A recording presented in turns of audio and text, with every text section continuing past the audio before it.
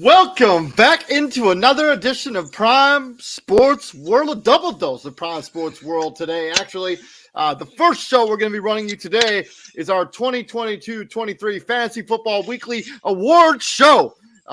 So we're going to be giving out a bunch of awards to players that achieved or not achieved various things in fantasy this season. Hopefully you guys all had a very good fantasy season. This is probably my least good fantasy season I've had in a long time. But that's beside the point. I still had a lot of fun.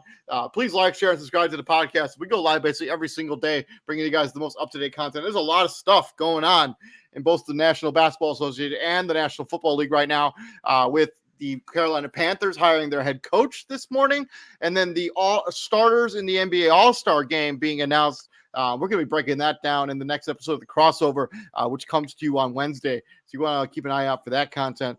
Also, we're going to talk about Frank Wright being hired as the head coach of the Carolina Panthers. That'll happen during the Carolina Panthers off-season preview show. That's probably sometime next week, so keep an eye out for that show as well. So thank you very much for joining us. And if you do happen to miss us live, I have shared the link to our streaming service, so you can watch all of our podcasts on the variety of streaming services, including Apple Podcasts, Spotify, Amazon Music, and iHeartRadio. So that link is provided there. So please check that out. I'm, of course, your host, David On Point. Right there is the CEO of Prime Sports World, Mr. Israel Rivera. Welcome into the show. What's up, Izzy, man? Happy Thursday, man. We haven't done a fantasy show in a hot minute, so I've been looking forward to this. It's been a few weeks. I think you did one by yourself. I did one by myself, but I'm glad that that we get back here and end 2023 with a bang, baby. Yeah. And 2022-2023 season with a bang. Yes, sir. Man. So, but yeah, hopefully fantasy went well for you, man. I had a rough fantasy season. Like, I started out really good in some leagues, and just the bottom fell out in like all of my leagues. So, it was one of those years, Yeah, man. I had that good run in AJ's league, and then I just got creamed. I didn't get creamed, but I just lost.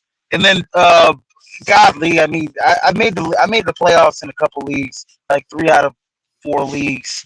And I don't think I made the greatest people, our league. I don't think I made the playoffs in that league. Me and you on the outside looking in. So, but I didn't win any championships this year, guys. So no ring on my finger this year. I didn't either, so it's a little bit of a bummer. But let's talk about we'll give out some hardware to some players that have deserved it. Let's talk a little bit about it. I never updated the slide, so hold on, let me jump into this. All right, jump into it. So we're going to give out 5 awards here at Prime Sports World. Most valuable player, best value, biggest bust. You know what that word is on that. So this is the player that's permanently going to be on list. It's going to be permanently on your you-know-what list for the rest until he redeems themselves. And then best free agent pickup. And then we're just going to do some trivia where I see if Izzy knows what the best quarterback, running back, wide receiver, tight end, defense, and kicker was this season. But let's start with the most valuable player. The most valuable player in fantasy this season was who, in your opinion? Most valuable player in fantasy has to be the highest scorer, obviously, in fantasy, and that's Patrick Mahomes. And he's probably going to win the regular season MVP this season. So, and before Patrick Mahomes, had to be probably Jalen Hurts before he kind of went down at the end of the season. He actually averaged more points per game than Patrick Mahomes, but he missed 3 games. He averaged 25.2. But the games that he missed were probably the most important games to not miss, right? In the playoffs, in the bulk of when you you need him to be there. I think that hurts his case for, I don't want to say most valuable player. Most valuable, especially in fantasy. When he comes down the stretch, you want to have your best player. He was not available in those 3 games up to the final week. I think that Patrick Mahomes is my fantasy football MVP this season, and he's probably going to win the regular season MVP as well, non-fantasy. So I think you can make the argument maybe Josh Allen should be probably in the mix too. He had a really good season this year. He actually averaged more points per game than Patrick Mahomes, but Patrick Mahomes obviously had more points. I don't know why. More points. Yeah. And if you're looking go ahead. Oh yeah, no, and when I look at the most valuable player, I mean, I didn't have Patrick Mahomes. I had Jalen Hurts on my team. I kind of like look at my team and kind of look at overall. But there's no way that Patrick Mahomes shouldn't be on anybody's MVP. Should be he should be everybody's MVP basically this season. So And I mean, and you could also make the argument that Chris McCaffrey was like freaking insane down the stretch. Josh Jacobs. Yeah, I think we'll get to him in a minute, but Chris McCaffrey actually had more points than Josh Jacobs. But his down the stretch stats were after he got traded for San Francisco. I mean, he had a 40-piece, 28, 29, 25 in the playoffs. He got 25, 13, 31, and 17 points in the playoffs. That's some really good production out of your running back position, especially in down the stretch when it matters most. And Josh Jacobs had that. Excuse me. Josh Jacobs had that 3 or 4 game stretch that was like absolutely historic. I haven't seen it. I haven't seen anything like that in fantasy from a running back in quite some time. Yeah. But for me though, it's Patrick Mahomes. He's the MVP. He was super valuable this season. Moving on from best value. So this is a guy that was drafted later in later rounds. Ended up being a really good pick. I'm going to go first. And my actually is the guy you already mentioned earlier in the show. It's Josh Jacobs. Josh Jacobs, his average draft position is 48. He was the 22nd running back taken in this year's draft. His final numbers, he was the third highest scoring running back, and he was 10th in points scored overall at 19.3. And his down the stretch numbers outside of that final game of the season, he had a game where he had a 40-piece, 21, 19. To get that guy in, what did I mention? What did I say? 48, which is basically in the 5th or 6th round. That's really good value on a guy that basically was a gangbuster for you. But yeah, he's my best value. Man, I got a couple best values here, man. I'll start. Let me see here. I'll go first, man. Geno Smith, definitely best value. I don't even think Geno Smith was drafted. Nope. If you did draft him, there must have been a deep league or a 2-quarterback league, and he was probably drafted in one of the second to last rounds or later rounds. But Geno Smith had in Yahoo Fantasy in PPR 5th most fantasy points out the whole league. Out of fantasy, he had in Yahoo Fantasy he had 441.63. And in PPR. In ESPN, he's in the top 15. He's in the top 15. Okay, in PPR. In Yahoo, his pre-rank was 312. He ended up as a top 5 player, like not just quarterback, player. Next one's got to be Justin Fields. I think Justin Fields was probably either not drafted or probably picked mid to late. Maybe same thing as Geno Smith, probably mid to late. A lot of people probably didn't expect a lot from Justin. Maybe didn't expect too much from Justin Fields. He just killed it on the ground this year. And then I got to get some recognition to Kirk Cousins. Kirk Cousins definitely best value. I think he's in the top 15, probably ESPN.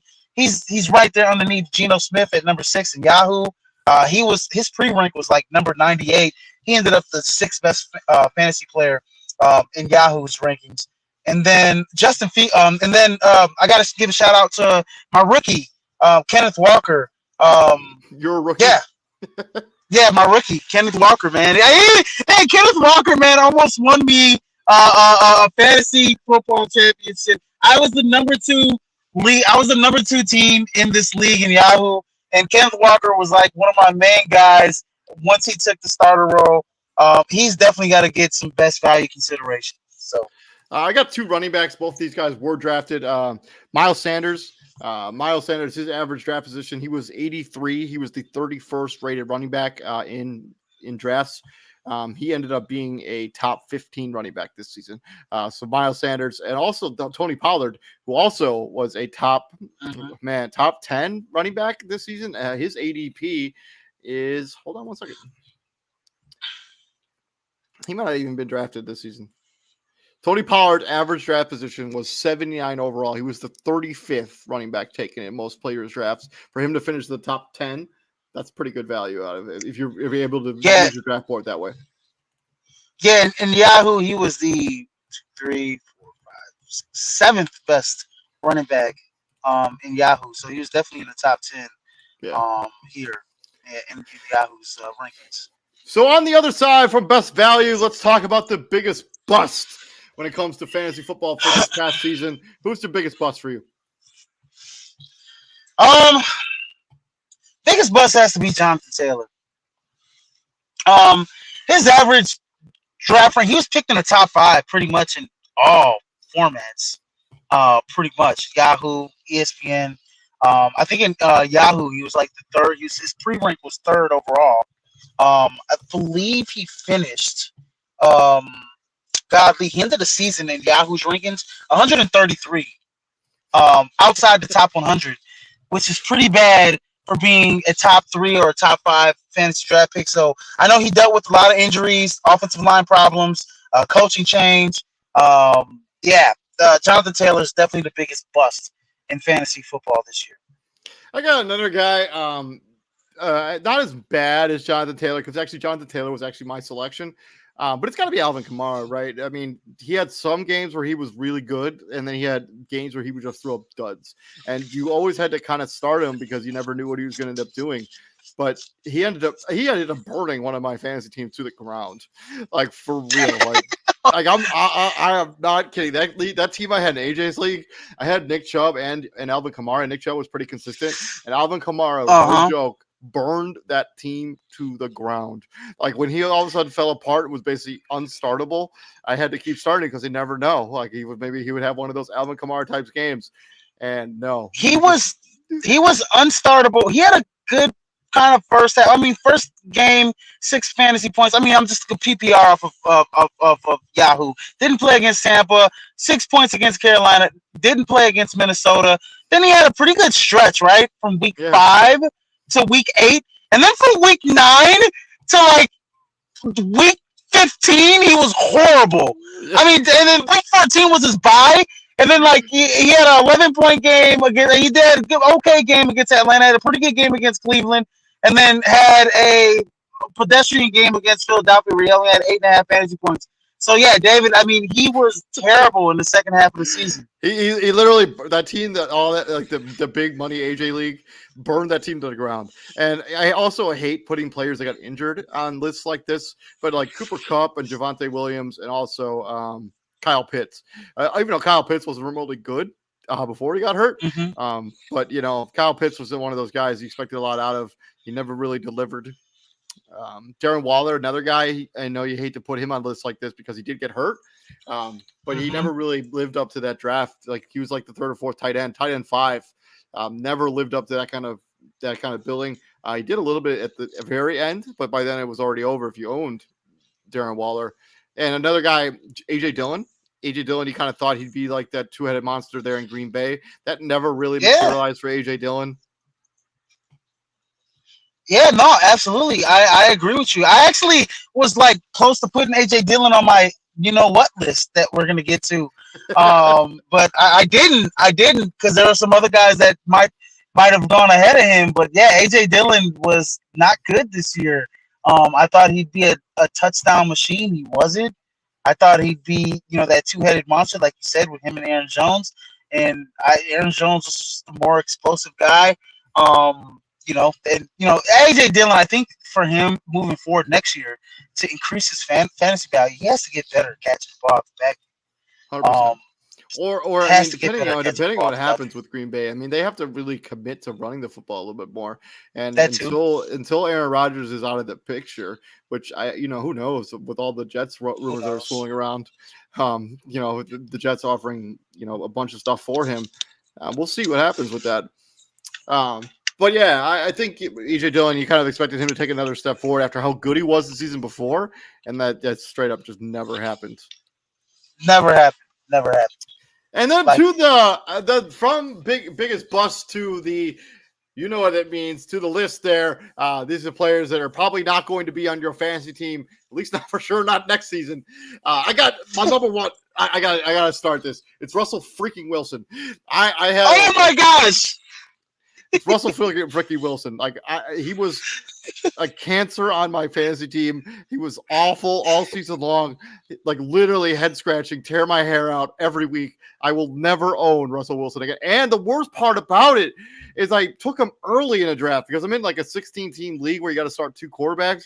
So I took Russell Wilson early so I'd have somebody, and it never. This is a league where I finished in second.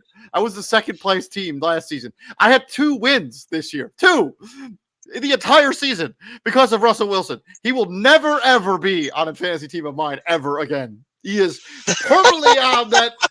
He's permanently on the list. He's never gonna get off it, dude.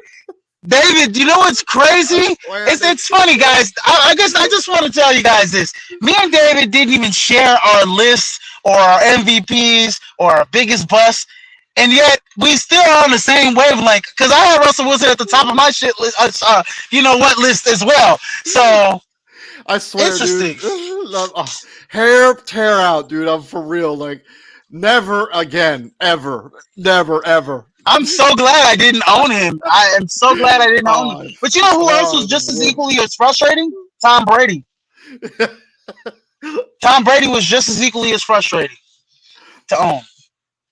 So I would rather have Tom Brady at least put up good yards and put up big numbers. Like, he may not have thrown the touchdowns he'd look for, but he was just right. Horrible. Yeah, that offense was just completely terrible. Who do you have any other guys on that you know what list? Russell Wilson is kind of the one though I wanted to get out of my system the most. Let me take a look at some of these other names real quick. But yeah, Russell Wilson, that guy. You know, DeAndre Hopkins a little bit too. You know, he came back from that suspension. He never really clicked with that offense. He never really put up. He's not going to go on the list, but I'm for sure going to think twice about drafting him next season. DeAndre Hopkins actually was one of the main reasons because remember I went on that 8-9 game win streak in AJ's league, and when DeAndre Hopkins came back, he was a big part of the reason why my team went on that win streak because he was paired up with Devontae Adams. So yeah, I gotta disagree. I mean, you're not putting him on the list, but yeah, if you did, I would disagree. I'm not gonna put DeAndre Hopkins on the list because one, inconsistency at quarterback. And then, I mean, when he did have some good games. I mean, when he came back right out the gate, he had like he had a game where he was in the teens. So you know, I like DeAndre Hopkins. I mean, for what he was. Another guy who plays for the New Orleans Saints, Michael Thomas. You know, I drafted him. Oh my gosh! I owned him in a million leagues. I thought I was getting a steal, and then that guy got injured and just stayed injured and just never returned. Look, like TJ says it all the time, guys. TJ, I think Christian says it all the time. And you know, I hate to, you know, kind of, I don't want to sound like this, but like Brian Robinson got like robbed and shot multiple times in DC. I mean, it's not. I mean, and I don't want to make it a funny laugh, but I mean, he got shot once, and he came back and played more than Michael Thomas, who had an ankle. Like, you gotta be kidding me! Like, seriously. Really don't understand that. Yeah, I don't. He's for sure on the list. I will not own Michael Thomas again in fantasy. Another guy I thought would have a good season this year, but only had 1 more touchdowns than either of us this season. It's Kenny Galladay. You thought he emerged. Oh my god! Even after a woeful season the year before, you kind of thought that this would be the season that he might take off. You know, the new system there, maybe he'd get a rejuvenated. Never happened. Not even close. He didn't even get a touchdown this year again, right? He did. He got one in the last game of the season. He got one? Yeah, he got one in the last. He saved himself because like it would have been 2 years, no touchdowns for Kenny Galladay. Really 3 years because he basically 3 years in a row. He has not been good at all. I mean, I'll be surprised if Kenny Galladay is in the league next year. Or the next couple of years. I don't know. That contract is gonna be hard to get rid of, I think. That's true. That's another guy I don't think will be on a team of mine next season. For sure. I mean, so on my you know what list, Russell Wilson was number 1, all of the reasons that David mentioned. Russell Wilson was just not good, and a part of that was Nathaniel Hackett. his play calling was just absolutely atrocious. Losing Javonte Williams hurt. There's a reason he didn't make it the whole season. Yeah, there's a reason why. I mean, David, like if you guys don't really understand. We talk a lot. He was like, they was ready to like pull his hair from week one. From week one on Nathaniel Hackett. He's like, what is this guy doing?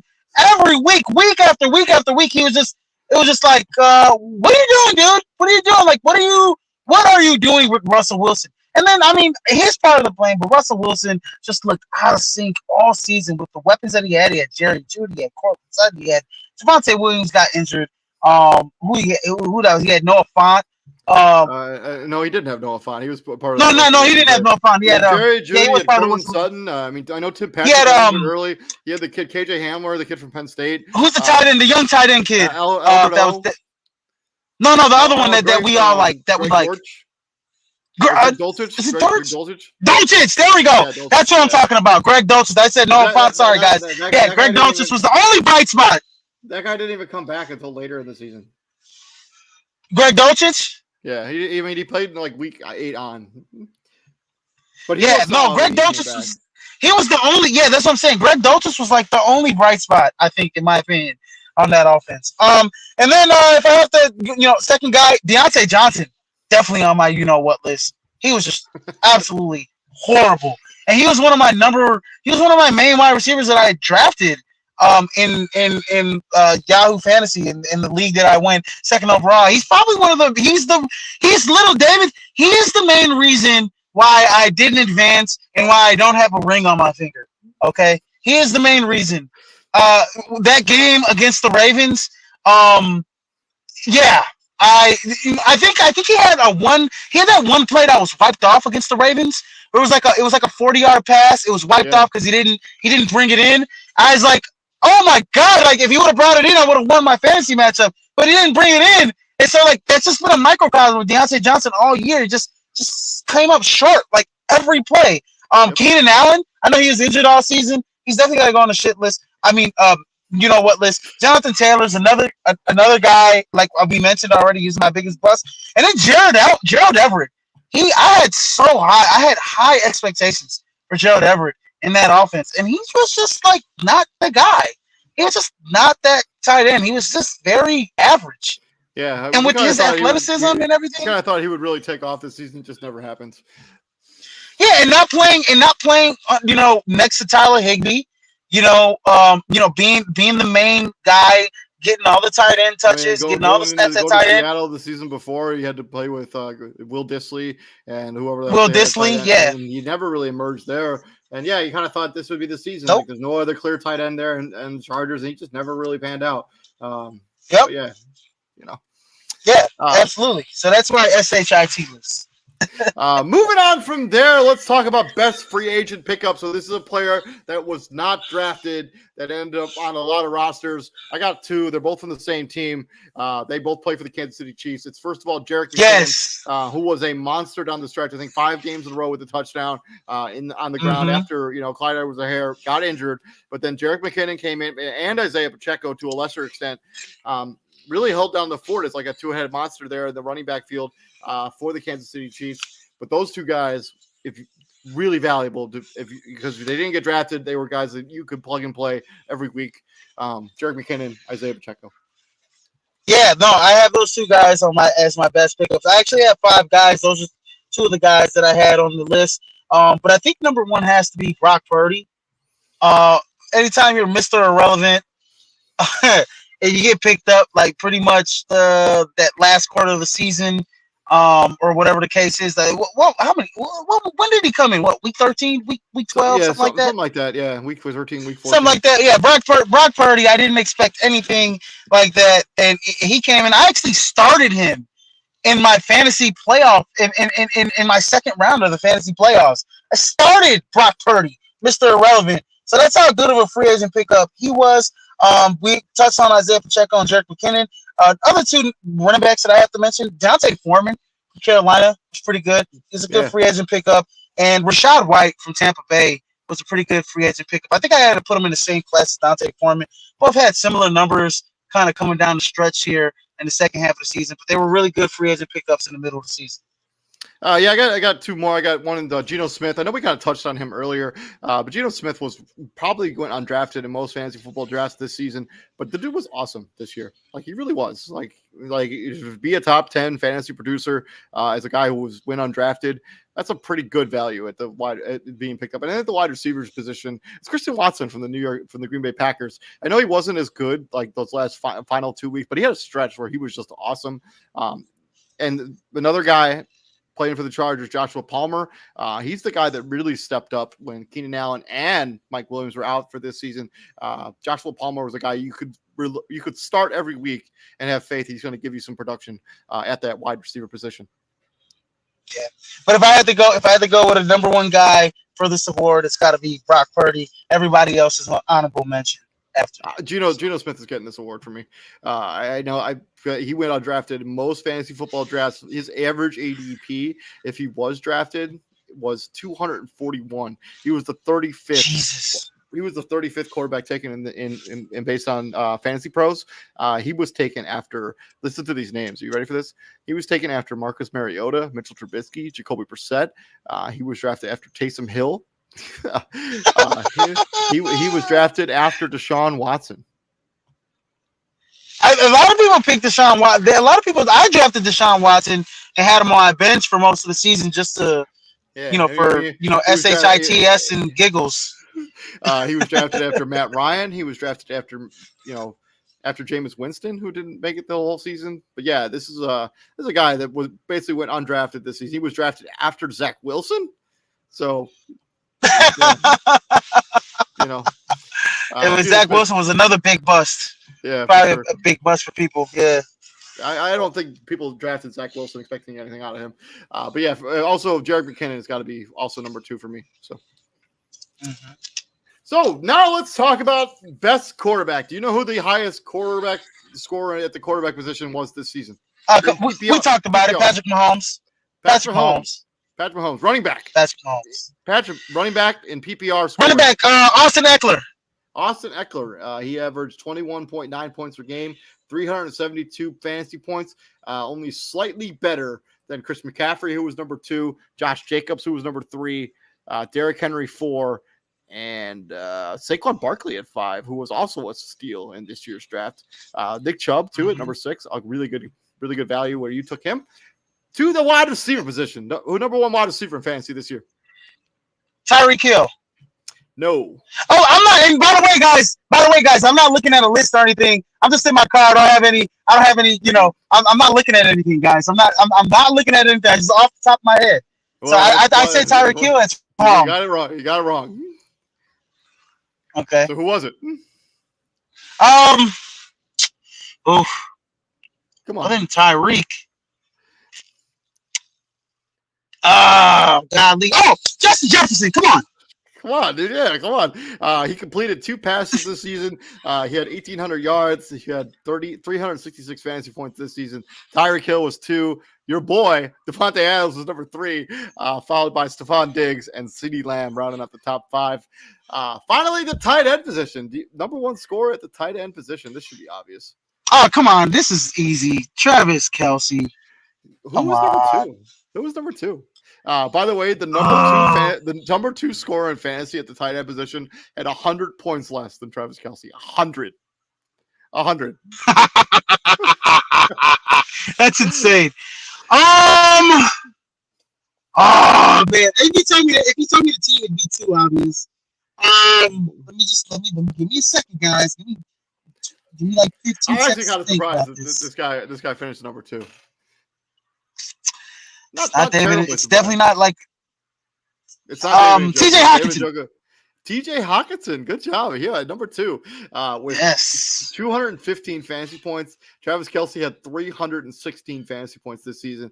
George Kittle was 3. Mark Andrews was 4. Evan Ingram had bounced back off a really nice season for the Jacksonville Jaguars. Wow. At 5. Number 5. Wow. Defensive rating. Who was the highest scoring defensive fantasy in a PPR league? Not that it matters.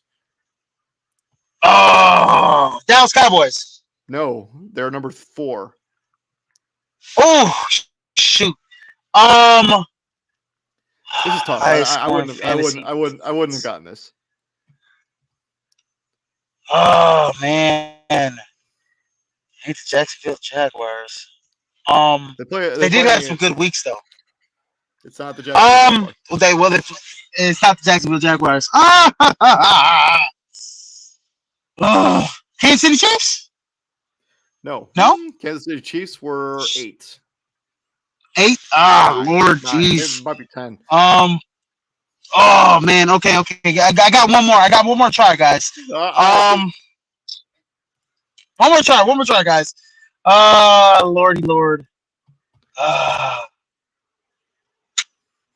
Baltimore Ravens. No, No, it's not Baltimore. Baltimore was in the. They were at 6. Number one scoring defense in fantasy this season, the New England Patriots. Actually, 173 fantasy points. They were about 15, 17 points higher than the number 2 fantasy team, which was the Eagles, followed by 49ers, followed by Dallas Cowboys, followed by the Buffalo Bills, rounding out that top 5. Moving on to the last position, kicker. The number one kicker is kind of shocking.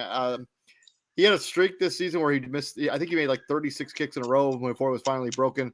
Do you know who the number one kicker was this season? He's actually tied with one other guy. It wasn't Justin Tucker. No, Justin Tucker finished at 3, 1 point behind these two guys. Oh, is it Cameron Dicker? No, it's not Cameron Dicker.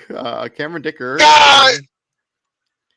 Los Angeles Chargers. I thought it would have been him. No. He didn't. Oh! Was it the kid from? Who's the kid from the Dolphins? No, that guy. It's not. No, not him. I don't remember his name, but it's not him either. Jason Sanders. Yeah, that's what I'm talking about. Jason Sanders. Oh man. What? Okay, what side he's play on? AFC, NFC. No, it's not Harrison. All right, so can't be Harrison Butker. It's not. He was injured for a couple weeks. He missed some time. Two guys are actually tied with the exact same amount of fantasy points. One of the guys just missed 4 extra points in a playoff game recently. The other guy didn't play. Brett Maher had 159 fantasy points. Do you know who the other guy is? You said AFC. I'm trying to think, man. Oh my God. I give up. I don't know. Daniel Carlson. Daniel Carlson had 159 fantasy points this season, tied with Brett Maher, Justin Tucker, Jason Myers of the Seattle Seahawks, Younghoe Koo of the Atlanta Falcons, and then Younghoe Koo. Eddie Pinheiro of the Carolina Panthers rounds out the top 5 of fantasy football, fantasy kickers. So, yeah. Pinheiro. Wait, hold on. Who does does he play for the Jacksonville? Who's he play for? Number Panthers, 1. The Carolina Panthers. Eddie Pinheiro. No, I'm talking about number 1. The number 1 guy. Daniel Carlson played for the Raiders. Raiders. Okay. Raiders. Okay. Golly, I don't. Oh my God, man, I don't care about my kicker. I streamline kickers all day, man. Every week I streamline a new kicker. Like me too. Based on the matchup, I streamline the kicker. But yeah, this has been our 2023 Fantasy Football Weekly Award Show. Thank you very much for checking us out this entire fantasy football season. Hopefully, it helps you guys win a championship. We will be back here doing a fantasy show here in a few weeks where we do our way too early rankings for next season. So keep an eye out for that content. I've been David Huffman. Right there is from my CEO, Israel Rivera. Also, please share, and subscribe. And if you do not happen to miss us live, you can also check us on various streaming platforms, including Spotify. So go ahead and check that stuff out. I've been David Huffman. Right there is Israel Rivera and Izzy. What we do here at the Prime, my friend. We bring the heat, ladies and gentlemen. We bring a double dose of that heat, son. Yes, sir. Double doses. That Arizona Cardinals show will be going live about 5 minutes after this show wraps up. So keep an eye out for that content. We will see you guys here shortly. Peace out, brother. Peace out.